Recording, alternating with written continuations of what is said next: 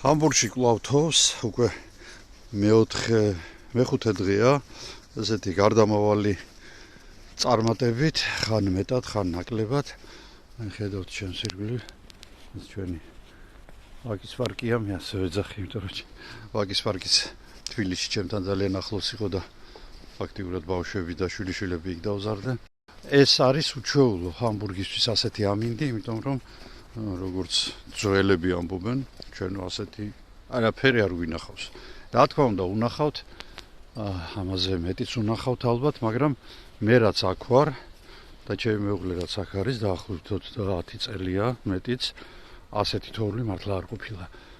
ყინვები იყო, ყინვები რომელთა შედეგადაც გაიყინა ძალიან დიდი ტბა ჰამბურგის, რომელიც ცენტრში მდებარეობს, მასზე ხალხი გასული და ციგურავდნენ. ახლა ასეთი რამ არ ხდება. ჩვენთან გოლფსტრიმის დინება გადის ახლოს ჩრდილოეთის ოკეანეში, ჩრდილოეთის ზღვაში, უფრო სწორად ოკეანეში არა, რომელსაც მოაქვს კარიბის ზღვიდან თბილი დინება. და სწორედ ეს განაპირობებს, ეს გოლფსტრიმი განაპირობებს ჰამბურგში, დანიაში, ზემოთ შვედეთშიც კი და ნორვეგიაშიც კი შედარებით ნორმალურ, შედარებით თბილ, თუმცა უხტენიან ზამთარს. იშვიათია ხოლმე ყინვები, იშვიათია თოვლი, წვიმა იცოცხლე. ახლაც არ არის მინუსი, სადღაც +2 გრადუსია. აიც დადო. ნუ ესეთი ბათუმში და ქუთაისში რო იცის, ისეთი ტიპის თოვლია რა, დიდი ფანტელები, მძიმე, წყლით გაჯერებული და თუ ძალიან წააყარა კი გაათეთრებს და მე რა თქმა უნდა თუ არ მოყინა ჭყაპად მიდის. მე-15 საუკუნის ციხესიმაგრე ჰამბურგში სულ არის 2. ერთი ჩვენთან ბერგედორში, მეორე არენსბურგში. ერთი რაინბეკშიც არის, 3-ია. შლოსის, ანუ იგივე ციხესიმაგრის ირგვლივ არის ჩვენი ვაკის პარკი. ავისი ტბებით, მდინარეებით და ასე შემდეგ. მე ვამზადებ ახლა ვიდეოს ძალიან საინტერესო, სადაც საუბარი მექნება არქტიკაში გამქრალ ერთ-ერთ ძალიან საინტერესო ექსპედიციაზე, განმეორდი, მაგრამ არ აუშავს, რომლიდანაც უკვე სადღაც 200 წელი გავამალე.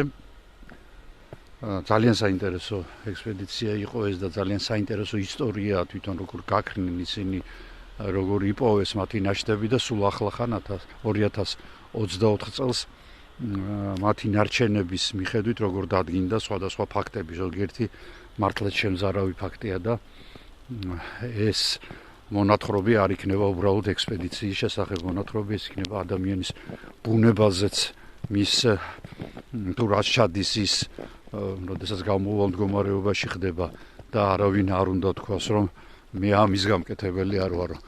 კაცმა არ იცის როგორ მოიქცევით თითოეული მათგანი, როდესაც ძალიან დიდი გასაჭირის წინაშე დავდგებით.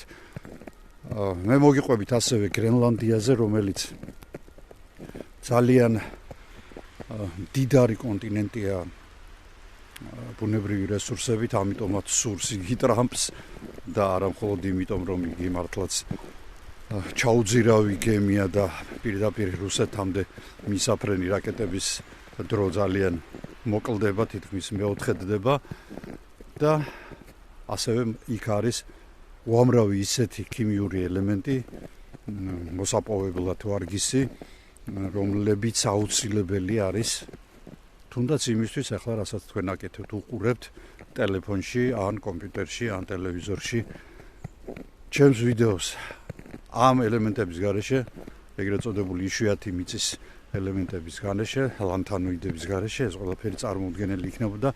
მე ამის შესახებაც მოგიყვებით და ასევე იმის თუ რა მდგომარეობაშია ეგრეთ წოდებული განკითხვის დღის აისბერგი, რომელიც უკვე დაძრული არის ანტარქტიდაზე. ეს არის დაახლოებით 4 გერმანიის ხელა აისბერგი და თუ კი იგი მოწყდა და ჩავიდა ოკეანეში, თუ რა შედეგები შეიძლება გამოიწვიოს ამან ყველაფერმა და რატომ უწოდებენ მას განკითხვის დღის, ანუ მეორედ მოსვლის აისბერგს.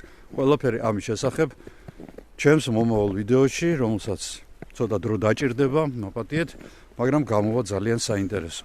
ამიტომ არსად წახვიდეთ, გამოიწერეთ ჩემი არხი, ვისაც არ გაქვთ გამოწერილი, დასვით მოწონების ნიშნები და მე ძალიან ბევრი საინტერესო ვიდეო მიდევს, ისინიც ნახეთ აუცილებლად. აბაჰე, კარგი ზამთარი და გაზაფხულის მალე დადგომა. კარგად.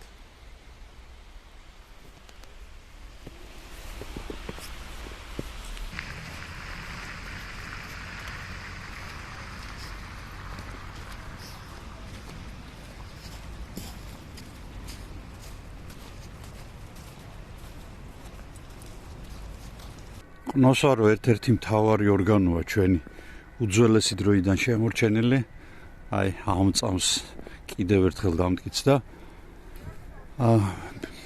ვიგრძენი, ახლად გამომცხარი პურის სუნი და მომენტალურად გამახსენდა, დაახლოებით 50 წლის წინანდელი ამბავი, მთლიანად დამიდგა თვალწინ. ბაკურიანი ერთ-ერთ სახლში ოსები იყვნენ, ანაიდა ყავდა ხაზეიკა და იქ ფეჩზე ყრიდით ხოლმე პურის ქერქებს ვაცხელებდით და მე მარილიან კარაქთან ერთად ჭამდით. ეს იყო ფანტასტიკა აბსოლუტური, ესეთი გემრიელი. მე იმის მერე დიდი ხანი არაფერი მიჭამია, თუმცა ნებისმიერ მომენტში შეიძლება ამ ყველაფრის გაკეთება, მაგრამ აი ახლა ყნოსვამ საიდანღაც მოვიდა და თოლთან ერთად, აი მყინვასთან ერთად ასოციაცია კი არ გამოიწვია, აი უბრალოდ მთლიანად სცენა აღმიდგა თავისი გემოებით და იმ ხალხით, რომელთა ძალიან დიდი ნაწილი უკვე ცოცხალი არ არის, მათ შორის დედაჩემის მეგობრები და მათი შვილების ნაწილი სამწუხაროდ.